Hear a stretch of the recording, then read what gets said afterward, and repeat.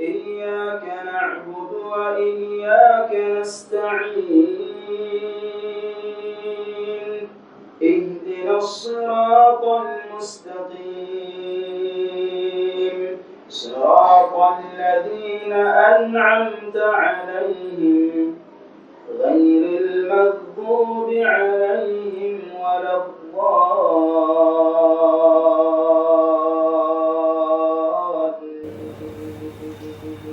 Muslimin yang dimuliakan Allah. Pada kesempatan ringkas ini kita ingin berbicara tentang permasalahan hutang. Kan kita melihat permasalahan hutang adalah menjadi kebiasaan di tengah-tengah kaum muslimin sekarang ini. Memang hutang pada dasarnya dibolehkan dan dia murah. Bahkan di dalam Al-Quran ayat yang paling panjang itu berbicara tentang hutang. Namun kita harus mengetahui hakikat hutang ini, karena banyak orang yang bermudah-mudahan di dalam berhutang. Padahal pada hakikatnya hutang ini adalah solusi terakhir, jalan terakhir ketika seorang itu benar-benar terdesak. Tidak ada jalan lain kecuali hutang. Dalam arti memang sudah darurat, bukan menjadi kebiasaan yang sedikit-sedikit harus hutang, harus pinjam untuk keperluan-keperluan yang memang keperluan tersebut tidak terlalu penting, atau bisa dialihkan ke yang lain, atau bisa memanfaatkan yang lain. Tapi terkadang seorang dalam hal ini telah menjadi kebiasaan dan dia suka berhutang. Maka kaum muslimin yang dimuliakan oleh Allah Subhanahu wa taala, hutang boleh-boleh saja. Tapi sekali lagi kita katakan hutang adalah solusi terakhir. Di mana hutang adalah sesuatu yang berat ketika seseorang tidak menunaikan kewajibannya untuk membayarnya, apalagi untuk membayarnya tepat waktu. Maka dalam hal ini Nabi sallallahu alaihi wasallam menyebutkan tentang orang-orang yang meninggal dan yang meninggalkan hutang. Kata Nabi sallallahu alaihi wasallam, "Nafsul mu'min mu'allaqatun bidaynihi hatta yuqda 'anhu." Kata Nabi sallallahu alaihi wasallam dalam hadis yang sahih, jiwa seorang mukmin itu akan bergantung dengan hutangnya sampai hutangnya dibayar. Apa maksudnya? Dia tertahan, tidak bisa masuk surga sampai dibayar hutangnya. Walaupun itu hutangnya sedikit, kecil. Bahkan dalam hadis Nabi menyebutkan 1 dinar atau 1 dirham. Apalagi hutangnya yang sampai lebih dari itu, dia akan tertahan untuk masuk surga. Bahkan dalam hadis yang lain disebutkan oleh Nabi sallallahu alaihi wasallam, "Man qutila syahidan yughfar kullu dhanbihi illa dayn hatta yuqda 'anhu." Kata Nabi sallallahu alaihi wasallam, kata Nabi, setiap orang yang mati syahid akan dihapuskan semua dosanya kecuali hutang. Dia orang mati syahid akan kemuliaannya dia, tapi dia juga akan tertahan di masuk surga karena hutangnya. Sampai kapan? Sampai dia melunasinya. Sesuatu yang berat. Dan sebaliknya, orang yang mati dalam keadaan tidak meninggalkan hutang, dia akan masuk surga. Dalam hadis Thawban radhiyallahu anhu, Nabi sallallahu alaihi wasallam bersabda, "Man faraqa ruhul jasad wa huwa bari'un min thalathin dakhala al-jannah min al-jinn wal ghulul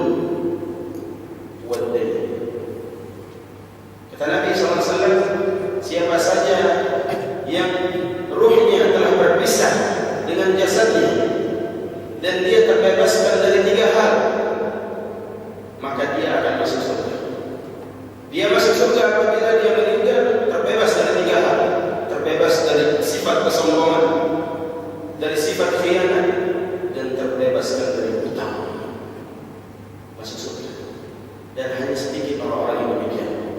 Terbebaskan dari kesombongan, dari khianat, dan hutang.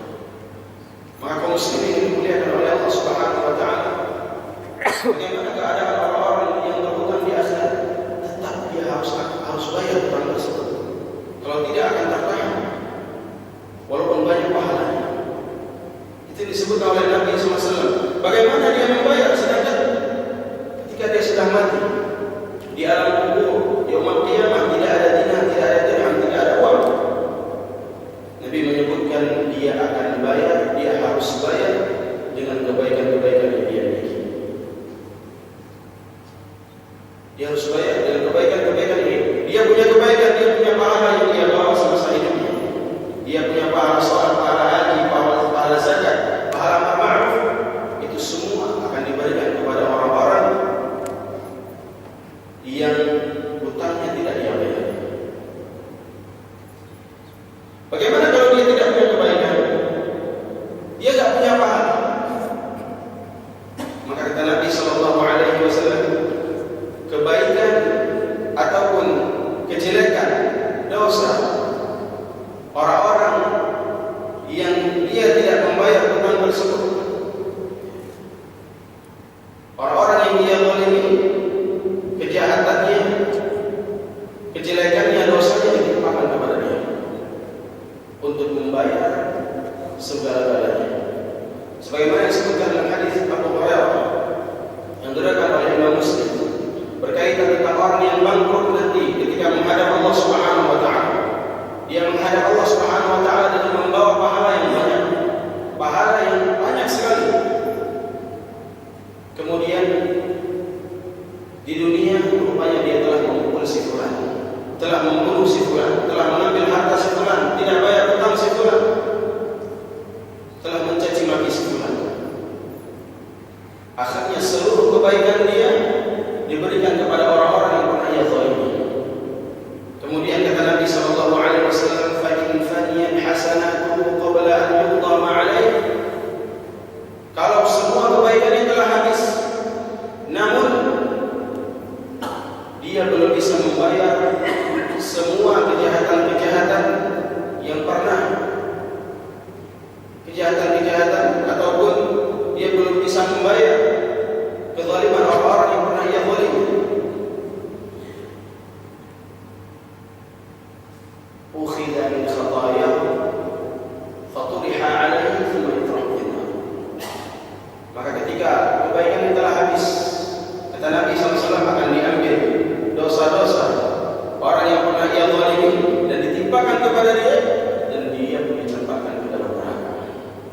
Maka jemaah yang dimuliakan oleh Allah Subhanahu wa taala, permasalahan hutang adalah permasalahan yang berat. Maka seorang muslim jangan termudah-mudahan dalam hutang, kecuali memang mendesak dan perlu. Dan kita tahu orang yang memberikan hutang kepada saudaranya dalam keadaan dia membutuhkan, mendesak, itu adalah kebaikan. Satu orang datang kepada kita, dia benar-benar mendesak, terdesak, dia butuh sekali, meminjam kepada kita dan kita bisa memberikan, maka itu adalah kebaikan. Kita membantu seorang muslim. Barang siapa, kata Nabi SAW, siapa yang bisa melepaskan kesusahan seorang mukmin di dunia, maka Allah Subhanahu wa taala akan melepaskan kesusahan di akhirat. Kaum muslimin yang dimuliakan oleh Allah Subhanahu wa taala, maka permasalahan hutang kita harus benar-benar memperhatikan, tidak bermudah-mudahan. Banyak orang bermudah, akhirnya apa yang dia miliki dia kasih hutang, mobilnya hutang, rumahnya hutang, kendaraannya hutang, HP-nya hutang, isi rumahnya hutang, sampai baju pun ada hutang. Jadi ini harus dia waspada dan berhati-hati. Bagaimana kalau dia meninggal? Tidak ada yang tahu kalau dia punya hutang, dan dia harus membayarnya dengan kebaikan. Kalau dia tidak punya kejelekan orang yang akan ditimpakan kepada dia untuk menebus semua itu. Maka kaum muslimin dimuliakan oleh Allah Subhanahu wa taala. Yang terakhir, kita perlu perhatikan adab-adab di dalam berhutang. Ada adab-adabnya dalam berhutang. Yang pertama, adab berhutang itu di awal dia berhutang karena dia mendesak, karena dia memang perlu. Adabnya harus punya niat untuk membayar. Harus ada niat untuk membayar. Kata Nabi, barang siapa yang berhutang dan dia ada niat untuk membayar, a'anahullah, Allah bantu dia untuk bayar hutang. Bagaimana Allah bantu? Allah kasih jalan-jalan rezeki, pintu-pintu rezeki Allah buka agar dia bisa bayar hutang. Dan sebaliknya, barang siapa yang berhutang namun ada niat tidak ingin membayarnya, atlafahullah, Allah akan hancurkan dia. Allah akan susahkan dia. Walaupun dia merasa tak perlu dibayar, tapi Allah akan berikan kegelisahan pada hidupnya. Siang dan malam dia gelisah. Walaupun dia berniat tak perlu membayar, tapi karena sebab dia tidak membayar, bukan beban itu berkurang, tapi bebannya bertambah. Allah buat seperti itu. Maka orang yang ingin berhutang, yang pertama kali harus ada niat untuk membayar. Yang kedua, ada dalam berhutang menulis hutang tersebut. Kalau memang bentuknya besar, nilainya besar, ditulis untuk kehati-hatian. Agar apa? Tidak terjadi kezaliman, mengurangi ataupun menambah sehingga memberatkan orang membayarnya. Karena kata Allah Subhanahu wa taala, ya ayyuhalladzina amanu idza tadayantum bidainin ila ajalin musamma faktubu. Orang-orang yang beriman, orang-orang yang beriman, kalau kalian bertransaksi dengan transaksi yang tidak tunai alias hutang pada waktu-waktu tertentu, maka tulislah. Tulis. Bahkan kalau perlu datangkan saksi. Kalau memang hutang piutangnya itu dengan nilai yang besar, datangkan saksi. Namun kalau nilainya kecil, cukuplah Allah Subhanahu wa taala sebagai saksi. Ini sebagai aturan di dalam agar tidak saling menzalimi. Dan yang ketiga, membayar hutang tepat pada waktunya. Membayar hutang tepat pada waktunya. Dan kebiasaan orang yang berhutang sehingga bermudah-mudahan dalam berhutang, terkadang dia tidak tepat waktu di dalam membayar, yang akhirnya dia banyak berbohong. Akhirnya dia banyak beralasan, seperti ini, keadaan saya lagi seperti ini, maaflah, lagi seperti ini. Dia akan terus berbohong. Dan satu kebohongan ketika dia biasakan, seterusnya dia akan terus berbohong untuk menutupi kebohongan yang ada di belakang. Ini kebiasaan orang yang sudah tenggelam di dalam hutang. Kaum muslimin yang dimuliakan oleh Allah Subhanahu wa taala, maka kita harus perhatikan yang demikian. Kemudian yang terakhir, adab berhutang digalakkan, disenangkan ketika dia membayar hutang, dia melebihkan atau memberikan hadiah sebagai bentuk terima kasih kepada orang yang telah meminjamkan uang kepadanya.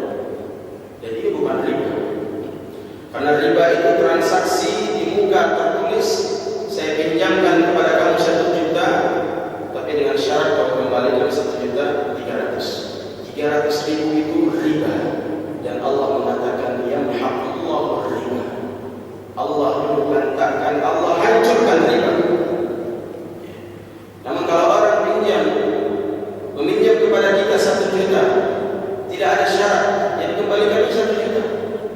Namun sebagai rasa terima kasihnya kepada saudaranya yang telah membantunya dalam keadaan dia terjepit dengan memberikan hutang, sebagai rasa terima kasihnya dia memberikan hadiah, baik itu uang yang lebih ataupun bingkisan ataupun hal-hal yang lain sebagai bentuk hadiah, maka yang demikian tidak mengapa.